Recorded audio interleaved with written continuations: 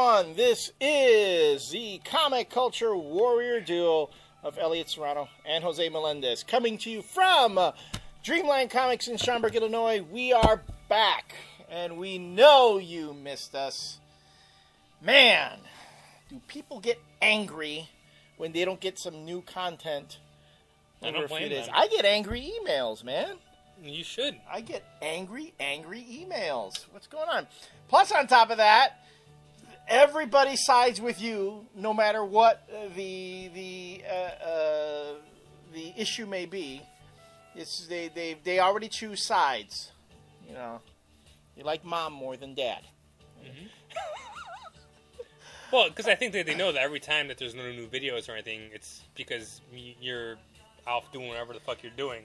Well, okay, you know what? Going to San Diego and taking your dog to the vet or yes, whatever. Thank you to the one person out there who actually asked how my dog was and hoped that my dog was okay. My dog actually is fine. I was thinking it. I just never Well, said thank you. Yeah. Actually, my dog was fine. It was not an emergency or anything. It's just she needed her vaccines, and I explained it on the blog, but, you know, I just needed to take care of my unless it was dog. an emergency, you shouldn't stop taping stuff for a whole entire week unless it is an emergency. If it wasn't an emergency and it could have waited. But it couldn't wait. It wasn't an emergency, but it couldn't wait. You know, so I mean, I won't say it's like life and death, but life and death is so subjective around here. But anyway, we are back, and we've got a lot of things to talk about, a whole lot of things. But before we get into too much jibber jabber, let's jump into a review because I know you guys are wanting us to do that. Something that's overdue, because everyone loves it when we've been talking about this recently. Blackest Night. I know this book came out 2 weeks ago from the time we taped this, but Blackest Night Superman, the first issue of the Superman Blackest Night tie-in by James Robinson and Eddie Barrows. We'd already talked about Blackest Night Batman being a somewhat obvious tie-in with the whole thing about the Flying Graysons and so on. And I think we were kind of with the very meh with the Blackest Night Batman. So let me just say, I kind of was going in with fairly low expectations for Blackest Night Superman. Even knowing that James Robinson is writing it, and I love James Robinson's writing. James Robinson's kind of rubbing me the wrong way as Superman, though. So it's you never know what you're going to get with James Robinson lately. Well, you know what? And he went back to what really works with Superman in this, because I gotta say, read it, and you know, you guys get on me about Blackest Night that I don't want to read it, I don't want to blah blah blah. You know, I read Blackest Night Superman. This is the one miniseries I'm gonna read. I'm gonna buy it and I'm gonna make sure I read it because I really, really enjoyed this issue. What did I enjoy about it? First, we were back to the kind of like the horror movie roots of the whole Blackest Night event. I mean, this is. What kind of a monster can you get that can actually frighten Superman? Okay? You get it here.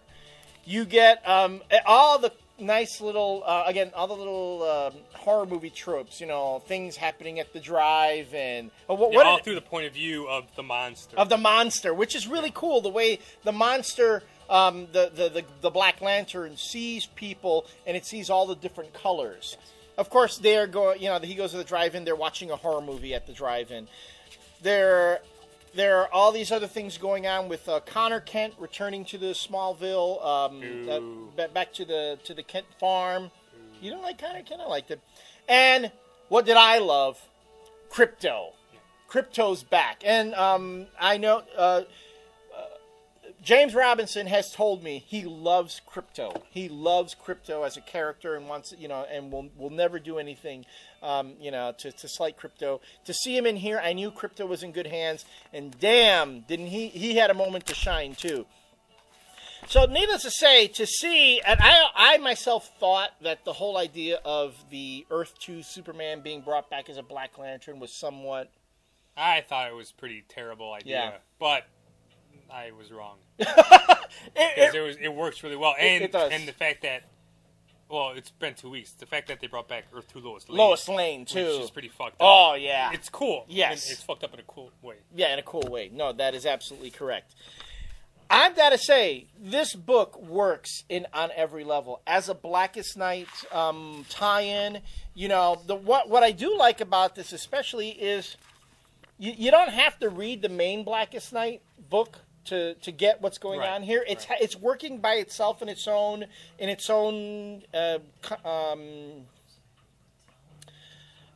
continuity, but it's like its own. It's encapsulated in itself. And all you have to know is that the Black Lantern rings are resurrecting old characters, and these characters are kicking ass. So this is fun. This is a really fun book, and I think it takes full advantage of this whole Blackest Night gimmick. I enjoyed it a lot, and this is the one miniseries that I am definitely going to wear. I even like how it's even great how James Robinson has Superman explain why he's no longer on New Krypton.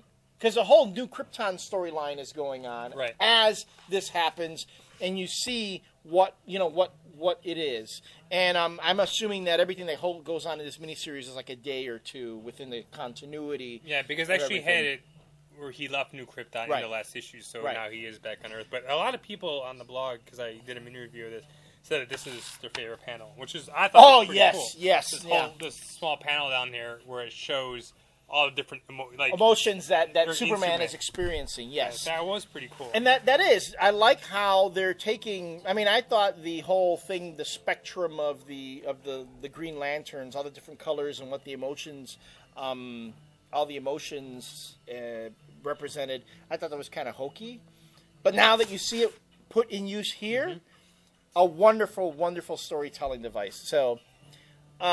I loved it. I loved it to death. It was great. So I just wanted to make sure we gave this book a shout. And another one, too, because we have raved about this a lot. But it's the last part. So it's the last part. You guys have been asking us, but Batman and Robin #3, kind of, wrapping up the first story arc by Grant Morrison and Frank Whiteley. The whole pig... introduction of the pig character, which is just. So can I finally say, or can I say that I'm finally glad? I was wondering when is Morrison just gonna flip out and start using drugs again? Because I want to see some fucked up shit in his comics. Yep. Didn't need to wait past issue 3 of All-Star Batman or just regular Batman and Robin. This whole scene with Pig fucking dancing and singing. And doing the flash dance bit. It was awesome. He did the flash dance bit. That was awesome. And then, of course, at the very end of the sequence, Robin says, "You just redefined wrong." It was awesome. And this all the monologue coming out of Pig's mouth is just utterly ridiculous and fucking psychotic. It's awesome. It's awesome. And I'm going to say this, and I was never really a big fan of the Damian character, even through Batman and Son and leading up. Damian as Robin right now, perfect. It's pretty awesome. Perfect. The dynamic that Damian and Dick have going between them as Batman and Robin. We've said this in the past. It's a whole new dynamic, and this is why, they wanted to do this. It's bringing a great new possibilities to the duo. So I'm really enjoying it. There's a bit near the end. Again, this came out last week, so most of you have read it. It came out this week. This week.